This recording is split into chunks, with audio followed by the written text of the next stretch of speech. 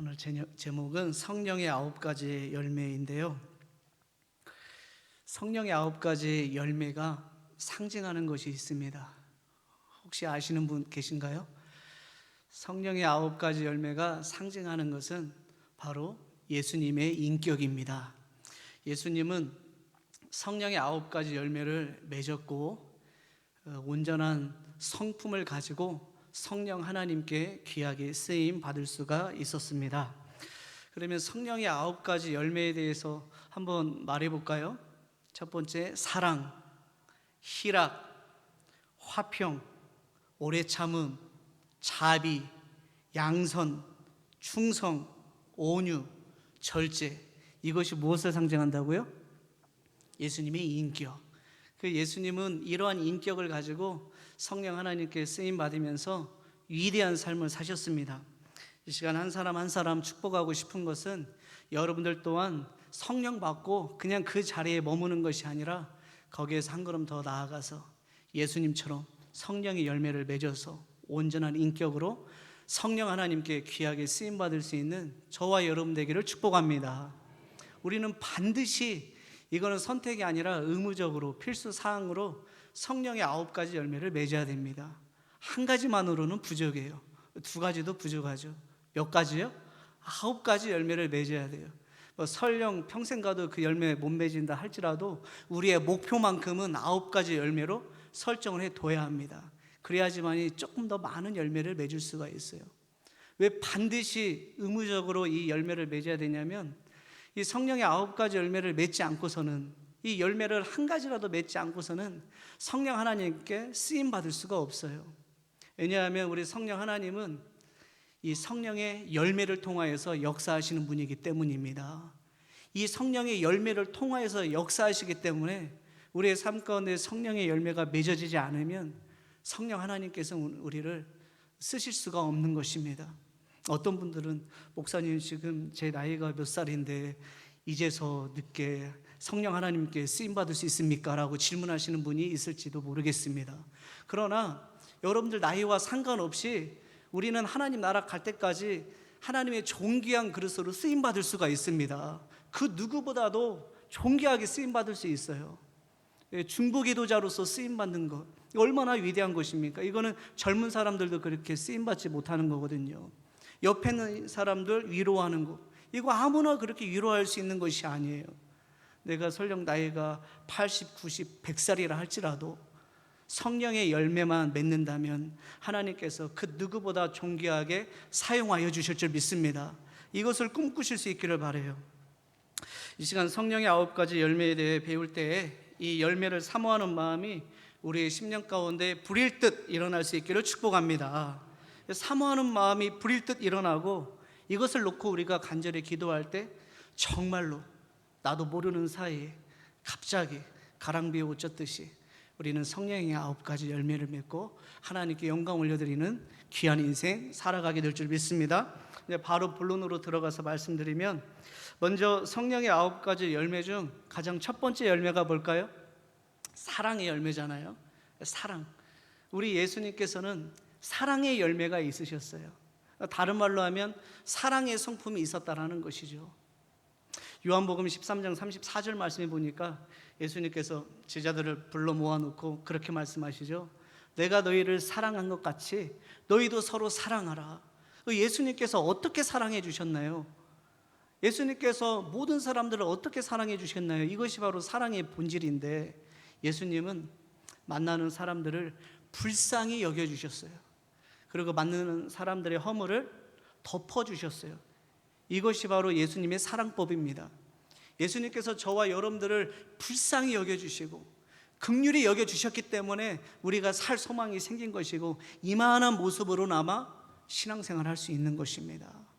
예수님께서는 허물을 다 덮어주셨기 때문에 우리가 지금 이러한 모습으로 예배를 드릴 수가 있는 것입니다. 여러분들 또한 예수님처럼 만나는 모든 사람들 불쌍하게 보시고 긍휼히 여기는 마음을 가지시고 보시고 그리고 허물을 덮어주시면서 사랑의 열매를 맺을 수 있기를 바랍니다. 우리 다 불쌍한 존재입니다. 저도 불쌍한 존재이고 여러분들도 불쌍한 존재이고 우리 참으로 복잡하고 어지러운 풍진 세상을 만났잖아요. 어떻게 이렇게 복잡하고 어둡고 흑암의 권세가 창이라고 죄악이 관영한 이러한 세상을 만났는지.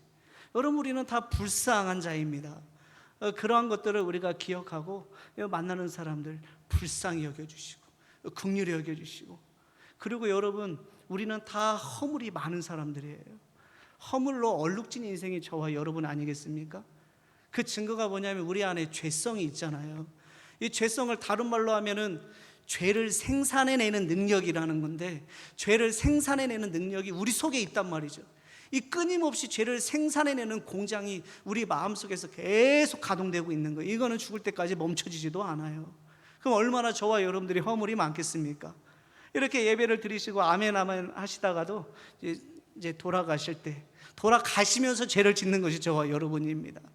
그렇게 허물이 많은 존재가 저와 여러분이기 때문에, 그러니까 우리는 허물을 덮어줘야 됩니다. 우리가 옆에 있는 사람들, 타인들의 허물을 덮어줘야 허물 많은 우리도 우리의 허물이 덮어짐을 당할 수가 있는 것입니다. 사랑하는 성도 여러분, 이렇게 예수님처럼 긍휼히 여겨주며 허물을 덮어주시면서 사랑의 열매, 사랑의 인격을 가지시고 살아갈 수 있는 저와 여러분 되기를 축복합니다.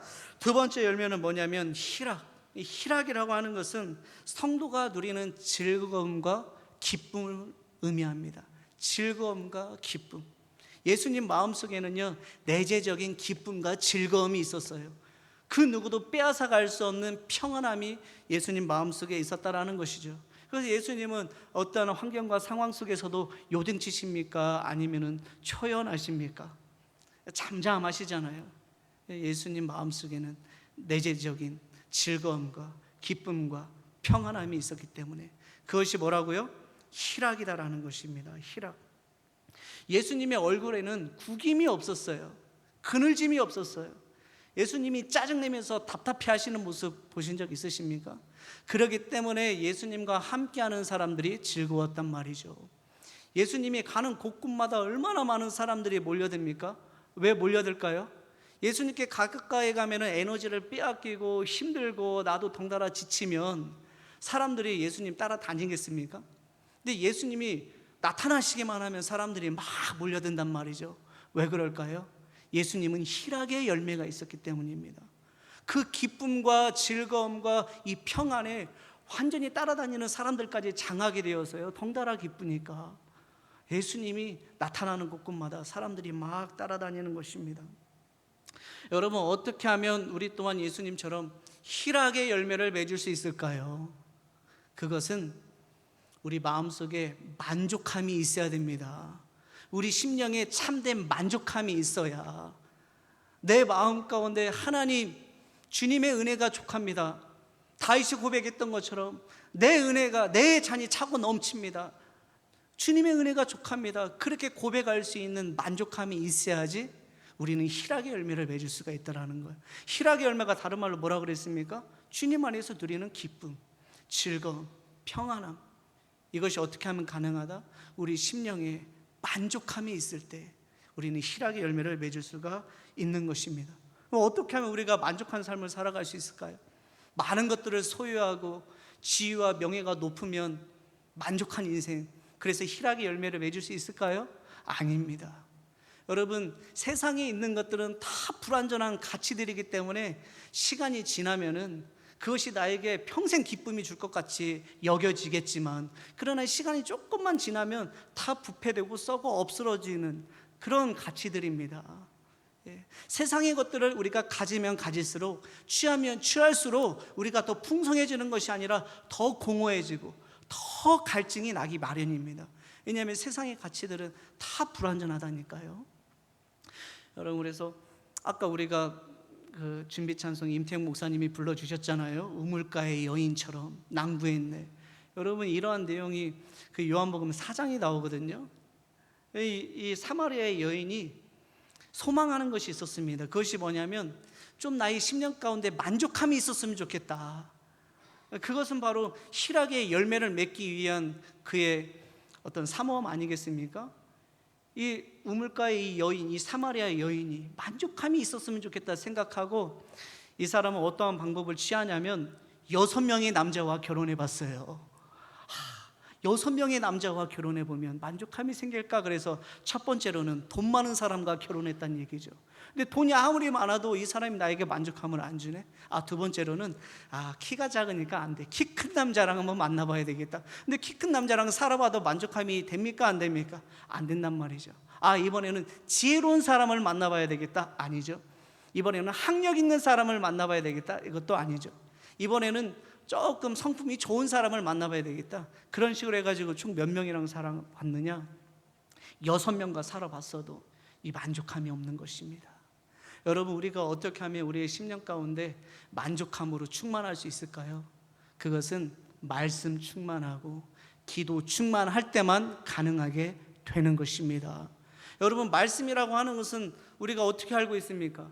영혼의 양식 아니겠습니까? 영혼의 양식이 우리의 심령 가운데 꽉 차 있으면 우리 심령이 만족함이 있겠죠. 근데 여기서 오해하면 안 됩니다. 그냥 말씀 그러면 그냥 어떠한 특정한 말씀만 이렇게 생각하는데, 이 말씀이라고 하는 것은 성경 66권을 의미하는 것입니다. 폭 넓은 말씀. 그냥 늘상 들었던 말씀만 우리의 심령 가운데 채우면 그것으로는 부족합니다. 폭 넓은 말씀, 성경 66권 전체가 우리의 마음 가운데 채워져 있어야 되는 거예요. 성경은 두 가지로 나눠서 볼 수 있거든요. 된 일, 역사적으로 이미 성취된 사건, 그리고 장차 될 일, 역사적으로 아직 성취가 되지 않았어요. 장차 예언이 성취될 말씀. 성경은 이렇게 된 일과 장차 될 일에 관한 말씀으로 구성이 되어 있는데, 이 총체적인 하나님의 말씀이 우리 심령 가운데 채워져 있을 때 우리는 그제서야 만족할 수 있다는 것입니다. 또한 기도 충만해야 됩니다. 기도를 다른 말로 하면 무엇입니까? 영혼의 호흡이죠. 여러분, 기도를 해야 영혼의 호흡이 쉬어지고 영과 혼과 육이 시원해지는 것입니다. 우리의 영적인 컨디션이 좋아지는 거예요. 여러분, 만약에 우리가 기도하지 않는다라고 생각해 보십시오. 영적인 호흡을 할 수가 없는 거예요. 그러면 영적인 질병이 찾아옵니다. 영적인 컨디션은 다운될 수밖에 없어요. 그러면 사나운 모습으로 살아갈 수밖에 없는 것입니다. 여러분, 영적인 호흡인 기도로 충만한 삶을 살아갈 수 있기를 바랍니다. 여러분, 기도해야 됩니다. 우리가 이런 본질적인 기도, 본질적인 이렇게 말씀 충만한 것들, 여기에서 실패하면 우리가 그 어떤 것에 승리할 수 있겠습니까? 먼저 본질적인 것들에 승리해야 우리가 다른 부분에서도 승리하는 인생을 살아가게 되는 줄 믿습니다. 여러분, 말씀 충만, 기도 충만하셔서 여러분들의 심령이 만족하게 되는 역사가 일어나시고, 그리하여서 예수님처럼 실하게 열매를 맺어서 만나는 모든 사람들을 기빨리게 하는 것이 아니라 만나는 모든 사람들에게 행복을 제공해 줄 수 있는 저와 여러분 되기를 축복합니다. 세 번째 열매는 무엇입니까? 화평의 열매입니다. 이 화평은 뭐냐? 이 사람과의 교통을 의미하죠. 여러분, 사람과의 교통. 여러분, 옆에 있는 사람들과 잘 교통하며 살아가고 있습니까? 서로 웃음을 주고받으면서, 서로 인사를 나누면서, 서로 섬겨주면서 그렇게 잘 교제하고 계세요? 여러분, 이 시대의 성도님들을 보게 되면 화평하는 법을 모르시는 것 같아요. 화평하는 법을 모르시는 것 같아요. 예수님은 참 화평하신 분이잖아요. 예수님 당신을 대적하거나 예수님 당신을 반대하지만 않는다면 예수님은 시대의 매국노였던 세리와도 화평하셨고요, 제거 대상이었던 죄인들과도 화평하셨고요, 7 귀신 들렸던 막달라 마리아하고도 화평하셨습니다. 자기를 반대하지만 않는다면 모두와 다 화평한 삶을 사셨단 말입니다. 그런데 하나님의 자녀라 일컬음 받는 저와 여러분들은 잘 화평하는 법을 모르는 것 같아요. 여러분, 교회 안에서 이 사람하고 왼수진 것도 아닌데요, 아주 쌩할 때가 많이 있죠. 교회 안에도요, 끼리끼리 문화가 너무 만연합니다. 꼭 식사도요, 드셨던 분들하고만 식사하시고요, 그 교제에 인사하는 것도 있고 하시는 분들하고만 인사하시고요. 왜 이러한 일들이 벌어질까요? 왜 우리가 화평의 열매를 맺지 못하는 것일까요? 제가 곰곰이 생각해 보니까 화평의 근원 되시는 하나님과 화평하지 못하기 때문에, 그래서 화평하지 못하는 것입니다. 화평의 근원 되시는 하나님과 화평하지 못하면 특정인들하고는 화평할 수 있어요. 가족들이나 이해관계가 얽혀있는 이런 사람들하고는 화평할 수 있는데 모두하고는 화평할 수 없어요. 화평의 근원이신, 화평의 근원 되신 하나님께서 화평의 능력을 주셔야 우리가 화평할 수 있는 것인데, 화평의 근원 되신 하나님과의 관계가 끊어지다 보니까 우리는 만나는 사람들과 화평할 수가 없는 것입니다. 거짓 화평은 잘하죠. 거짓 화합, 거짓 교제는 잘합니다. 우리 성도님들이 안 그런 척 하는 거 잘하시잖아요. 네. 거짓 화평, 거짓 화합, 거짓 교제는 잘하는데 하나님이 우리에게 원하시는 진정한 화평을 못한다. 너무나도 서글픈 거 아니겠습니까? 우리가 다 하늘의 권속이고 우리 교회는 사랑의 공동체고 섬김의 공동체라고 그렇게 말하는데 서로 끼리끼리 문화가 너무나도 많이 나고, 여러분 위선된 화평의 사람이 아니라 진실한 화평의 사람 되시기를 축원합니다. 그래서 우리 하나님과 화평하셔야 돼요. 화평하셔야 돼요. 자, 네 번째로는 예수님께서는 어떠한 열매를 맺으셨느냐? 오래 참음의 열매를 맺으셨어요. 오래 참음. 오래 참음은 인내를 의미하죠. 인내. 저와 여러분들 또한 예수님처럼 오래 참음의 열매를 맺어야 됩니다. 오래 참음의 열매를 맺어야 하나님의 뜻이 이루어지고요, 우리가 인내를 해야 하나님께서 예비하신 축복과 은혜를 받아 누릴 수가 있는 것입니다. 여러분, 예수님 또한 하나님의 뜻을 이루기 위해서 몇 년 동안 인내하셨을까요? 33년 인내하셨어요. 예수님께서 하나님의 때 기다리는 것이 너무나도 힘들어 그냥 빨리 그냥 십자가에 달려서 죽어야 하지라고 생각하시고 20대 때 십자가에 달렸다라고 생각해 보십시오. 여러분, 그러면 사람들은 그 희생을 고귀한 희생이라고 생각할까요? 그냥 한 청년의 객기점으로 여겼을 것입니다. 근데 예수님은 33년 동안 인내하신 거예요. 하나님의 사인이 올 때 그때 십자가를 지시면서 하나님의 뜻을 이뤘던 것입니다. 요셉 또한 마찬가지입니다. 요셉이 17살 때 하나님께로부터 비전을 받아요. 그리고 나서 몇 년 인내했습니까? 13년 인내했단 말이죠. 13년 인내하고 하나님께서 예비하신 애굽의 총리가 되었습니다.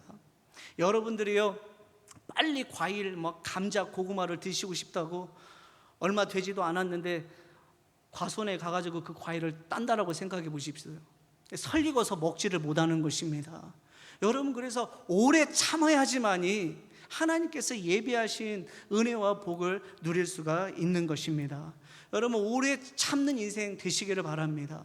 여러분, 우리가 어떻게 하면 오래 참음의 열매를 맺을 수 있느냐? 오래 참음의 열매를 맺을 수 있는 길은 믿음의 확신이 있어야 됩니다. 하나님을 향한 믿음의 확신, 그냥 믿음으로는 부족합니다. 우리가 하나님에 대하여 믿음이 없습니까? 우리 다 믿음이 있잖아요.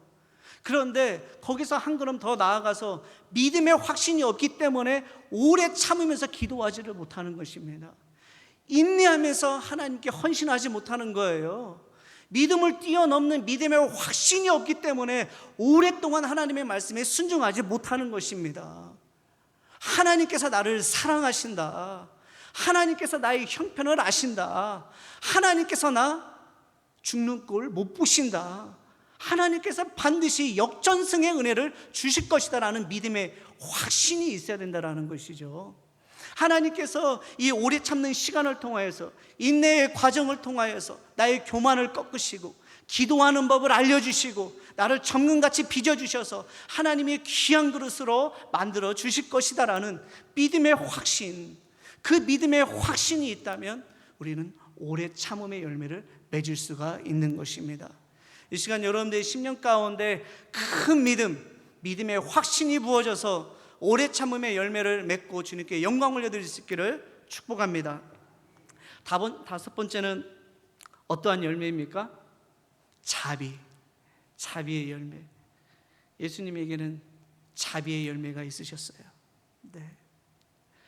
이 자비라고 하는 것은 비판과 정죄보다는 관대한 마음으로 상대를 품는 것이 바로 자비입니다.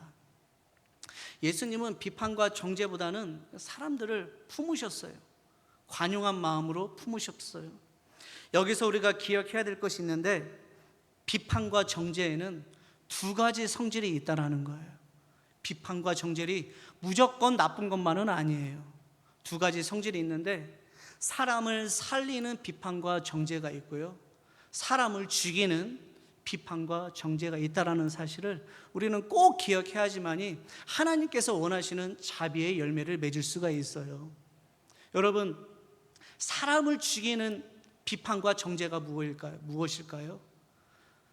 그냥 말 그 자체로 사람을 비판하고 정죄하는 것, 사람을 혐오하는 것, 사람을 낙인 찍는 것, 이것은 사람, 영혼을 죽이는 비판과 정죄입니다. 그럼 반대로 사람을 살리는 비판과 정죄는 무엇일까요? 그 사람 속에 있는 죄에 대하여서 비판하고 정죄하는 것입니다. 그것은 영혼을 살리는 좋은 비판과 정죄가 되는 거예요. 여러분, 요한복음 8장에 보면은 가늠하다 잡힌 여인의 이야기가 나와요. 이때 사람들이 예수님을 올무에 걸리게 하기 위하여서 현장에서 가늠하다 잡힌 여인을 예수님께로 데리고 옵니다. 그 예수님께 묻는 거죠. 예수님, 현장에서 가늠하다 잡힌 여인인데 이 여인 어떻게 하면 좋습니까? 그랬더니 예수님이 뭐라고 말씀하십니까? 너희 중에 죄 없는 자가 먼저 돌을 들어 쳐라. 그러니까 거기에 모여있던 사람들 다 마음에, 양심에 가책이 들어서 한 사람 두 사람씩 다 사라집니다. 여러분, 이 이야기는 여기서 멈추면 안 돼요. 여러분, 그 다음에 어떤 이야기가 전개가 됩니까?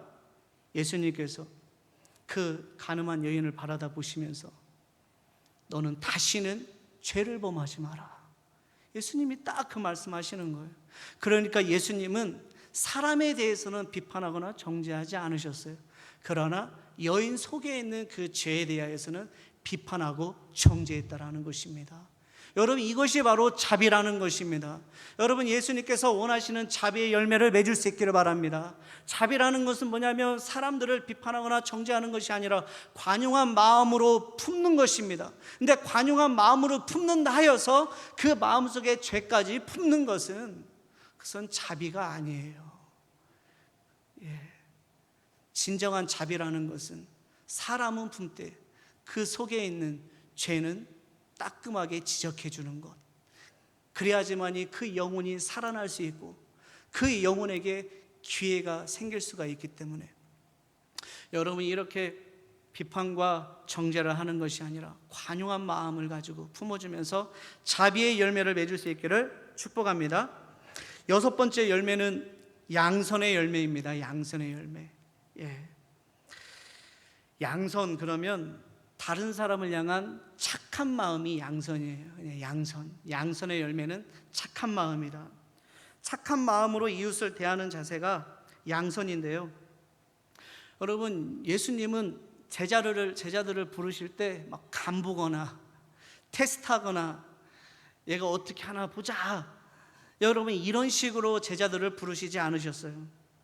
제자들을 부르실 때 일방적인 사랑하는 마음을 가지고, 그냥 착한 마음을 가지고, 그저 그 제자들을 향한 기대하는 마음을 가지고 제자들을 부르셨다라는 것입니다. 여러분, 저와 여러분들 또한 예수님처럼 만나는 모든 사람들 착한 마음으로 대할 수 있기를 바랍니다.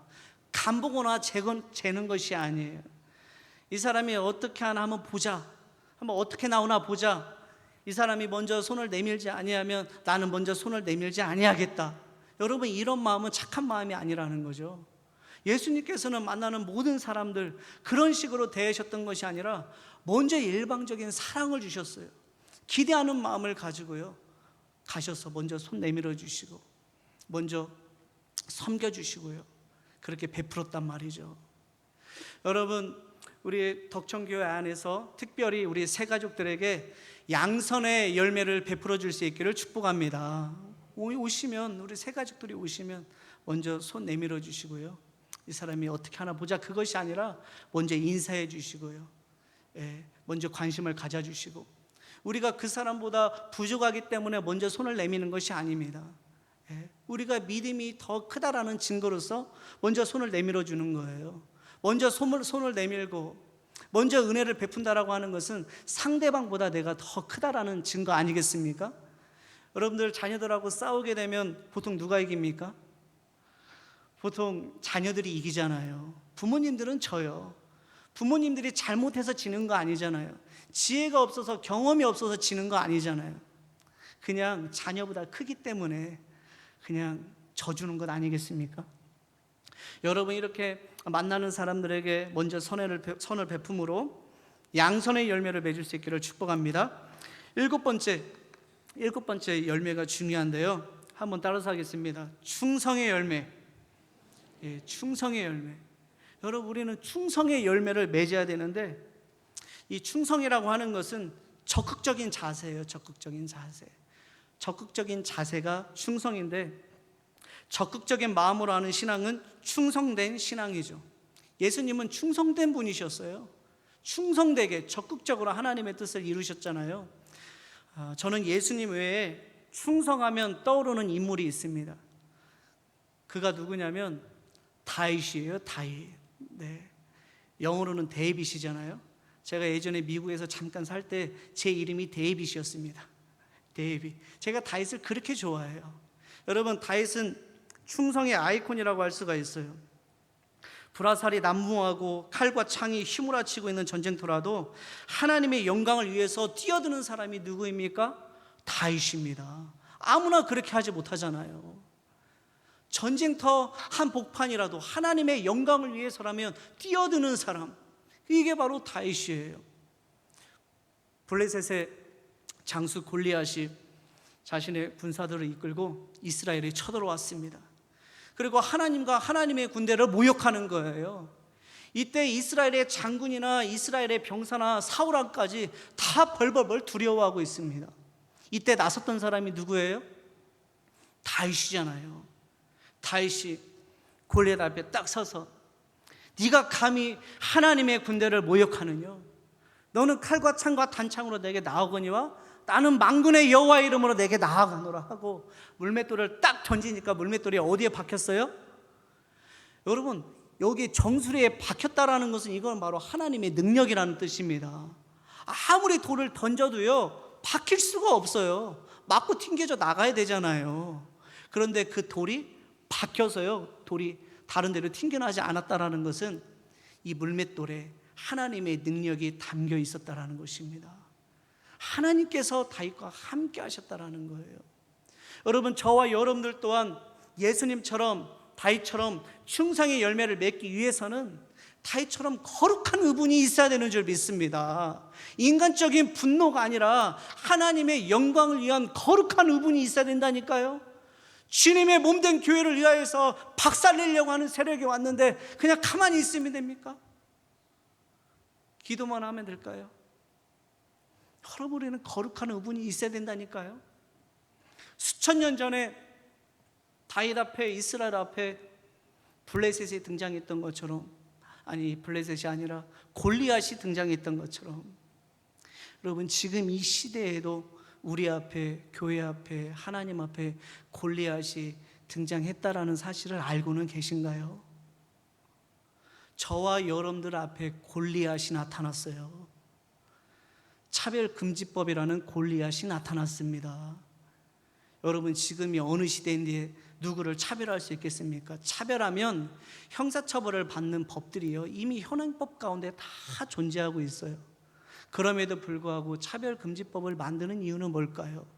왜냐하면 교회는 동성애를 죄라고 말하는 단체이기 때문에 교회를 말살하려는 목적으로, 교회가, 목사님이 동성애는 죄다 그러면 형사처벌을 물리게 하는 거거든요. 형사처벌을 받게 하는 거거든요. 그래서 이 차별금지법이라고 하는 것은 이거 다른 것이 아니에요. 차별을 방지하겠다라는 법이 아니라 교회를 말살하겠다는 무서운 법인 것입니다. 차별금지법이라는 골리앗이 나타났어요. 여러분, 어떻게 하시렵니까? 이슬람이라는 골리앗이 나타났어요. 여러분, 지금 우리 주위에 이슬람 사원이 기하급수적으로 늘어나고 있다는 사실을 아세요? 무슬림들 기도처가 기하급수적으로 늘어나고 있다는 사실을 아세요? 지금 유럽을 보십시오. 무슬림들 때문에 엄청난 어려움 가운데 직면해 있습니다. 저들은 세력이 약할 때는 조용히 있습니다. 그러고 나서 세력이 커지면은 법 위에 군림하는 자들이에요. 유럽을 보십시오. 유럽의 경찰들이 그 무슬림 지역으로 들어가지를 못하는 거예요. 법 위에 군림하는 자들이기 때문에. 여러분, 그러한 일들이 우리나라 가운데 일어날 수 있다라는 사실. 여러분, 마지막으로 어떠한 골리앗이 있을까요? 공산주의라는 골리앗이 나타났어요. 여러분들이 믿든 그렇지 않든 간에 앞으로 시간이 지나면 지날수록 정말로 공산주의를 실현하는 자들이 많이 일어나게 될 것입니다. 왜냐하면 전 세계는 완벽한 공산주의가 될 수밖에 없어요. 그러니까 하나님의 예언의 말씀 아니겠습니까? 장차 누가 나타납니까? 저 그리스도가 나타나서 666표를 우리에게 강제하잖아요. 오른손이나 이마에 666표를 받지 아니하면 우리는 매매도 할 수 없고요, 온전히 살아갈 수도 없어요. 그거 받으면 어떻게 됩니까? 여러분, 그거 받으면 경제 통일이 일어나는 거예요. 종교 통합이 일어나는 겁니다. 세계가 하나가 되는 겁니다. 저 그리스도가 중앙 통제실에서 세계를 다 그냥 관리하고 통제하는 거예요. 이것처럼 무섭고 완벽한 공산주의가 어디 있습니까? 점점 공산주의는 빠르게 이루어지게 될 겁니다. 예언의 말씀이기 때문에 공산주의가 일어났다 그래가지고 그냥 넋놓고 가만히 있으면 됩니까? 아니죠. 그 과정 속에서 싸우고 이기는 자에게만 하나님께서 은혜를 주시기 때문에 우리는 다윗처럼 기도의 물맷돌을 들고 헌신의 물맷돌을 들고 투쟁의 물맷돌을 들고 골리앗을 향하여 던져야 되는 거예요. 그럴 때 우리는 그러한 의분을 가지고 주님께 나아갈 때 이 시대의 다윗처럼 충성의 열매를 맺고 하나님께 귀한 영광 올려드리게 될 줄 믿습니다. 8번째 열매는 뭘까요? 8번째 열매는 온유의 열매를 맺어야 돼요. 예수님은 온유의 열매가 있으셨는데, 이 온유라는 것이 뭐냐면 그냥 계속 그냥 웃고만 있고 그냥 가만히 있는 것이 온유가 아니에요. 온유라는 것은 뭐냐? 우리에게 찾아오는 자극과 언짢게 하는 감정에 대해서 하나님의 지혜로 대처하는 성품이 바로 온유라는 거예요. 여러분, 우리가 살아가면서 얼마나 많은 자극을 받습니까?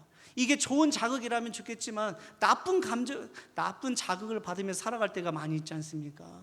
그리고 우리를 언짢게 하는 감정이 얼마나 우리를 짓누를 때가 많이 있습니까? 여러분, 그러한 상황 속에서 하나님의 지혜를 가지고 그런 것들을 대처하는 성품과 인격이보다 온유라는 것입니다. 예수님 외에 이 세상 가운데 가장 온유했던 사람은 누구입니까? 모세입니다. 모세. 민수기 12장 3절 말씀에 보니까 이 사람 모세는 온유함이 지면의 모든 사람들보다 승하더라, 그렇게 나와요. 그러니까 예수님 외에 이 지구상에 있었던 사람들 중에 가장 온유했던 사람이 모세예요. 모세. 여러분, 모세는요 끊임없는 자극을 받으며 살았던 인물이 모세입니다. 언짢은 감정이 늘 모세를 짓눌렀어요. 여러분, 출애굽 백성들이 어떻게 합니까? 하나님의 기적을 맛보고도 하나님의 은혜를 경험했음에도 불구하고 맨날 원망하고 맨날 불평하고 하나님을 향하여 불신하고, 여러분, 그런 것들을 다 누구한테 쏟아냅니까? 모세에게 쏟아내는 거예요. 여러분, 모세는요 그럴 때마다 어떻게 했을까요? 나쁜 자극이 올 때마다, 언짢은 감정이 자기를 짓누를 때마다 어떻게 했을까요? 그냥 자신의 혈기로서, 자신의 감정으로서 대처했을까요? 그냥 화내고 끝내버렸을까요? 물론 그랬던 적도 한 번 있는데, 그러나 모세는 그때마다 시내 산에 오르는 거예요. 제가 여러분들에게 질문 하나 드리고 싶은데, 모세가 시내 산에 몇 번 올라간 줄 아세요? 한 번 올라갔다, 2번 올라갔다, 3번 올라갔다. 다 안 드셔요? 제가 출애굽기 40장 이 말씀을 다 찾아보니까 보통 성도님들은 한 번 올라간 줄 알아요. 2번 올라간 줄 알아요. 그러니까 올라갈 때마다 40일 금식을 하거든요, 모세는.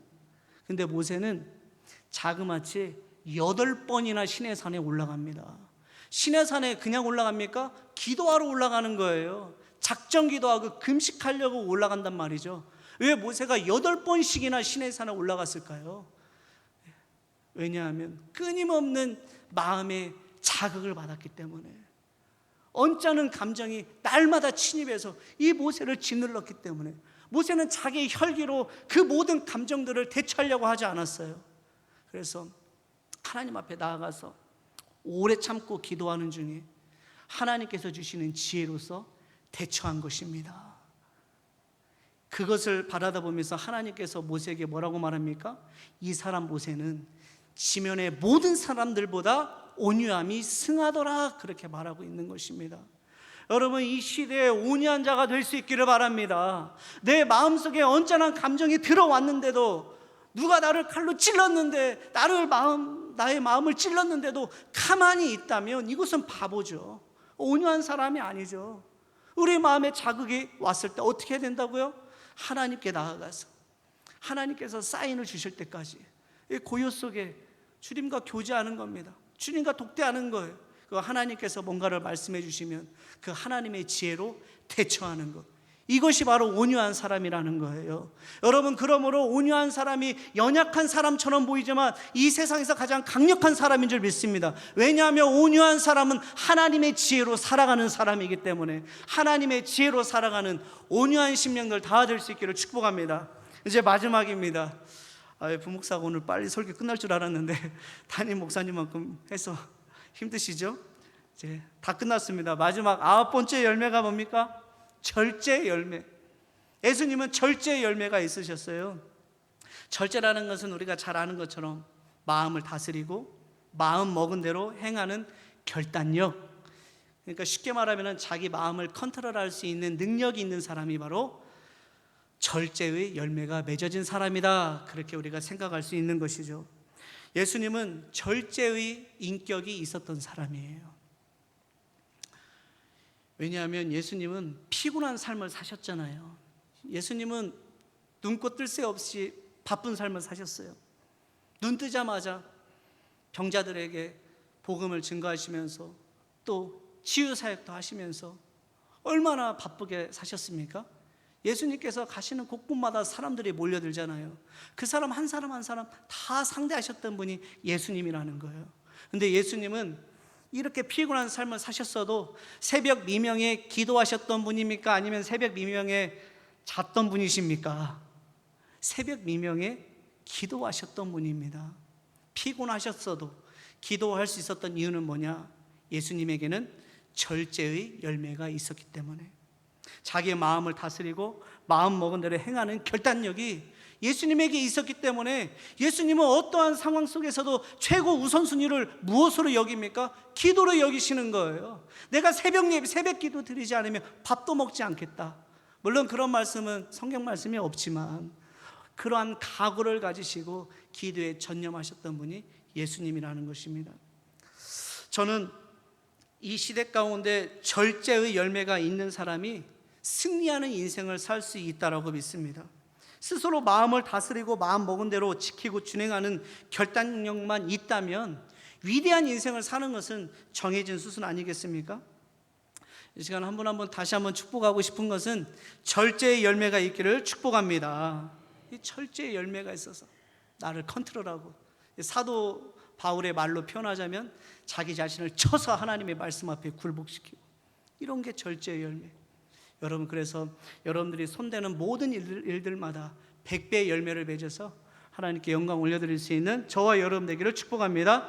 오늘 말씀을 정리합니다. 오늘 살펴본 성령의 9가지 열매를 맺어서 이 땅에서 예수님을 가장 많이 닮은 사람으로 살아가시기를 바랍니다. 이 성령의 9가지 열매가 다른 말로 뭐라 그랬죠? 예수님의 인격이니까 우리가 성령의 열매를 맺으면 이 세상 가운데 예수님을 가장 많이 닮은 사람으로 살아갈 수가 있는 것입니다. 또한 성령의 9가지 열매는 성령님께서 역사하시는 통로예요. 우리가 성령만 받고 그 자리에 머물러 있으면 성령 하나님께서 우리를 사용할 수 없어요. 그러나 우리가 성령의 열매를 맺을 때 성령 하나님께서 저와 여러분들을 위대하게 존귀한 그릇으로 사용하여 주실 줄 믿습니다. 이렇게 가장 이 세상 가운데 복된 인생, 가치 있는 인생, 의미 있는 인생 살아가는 저와 여러분 되기를 축복합니다.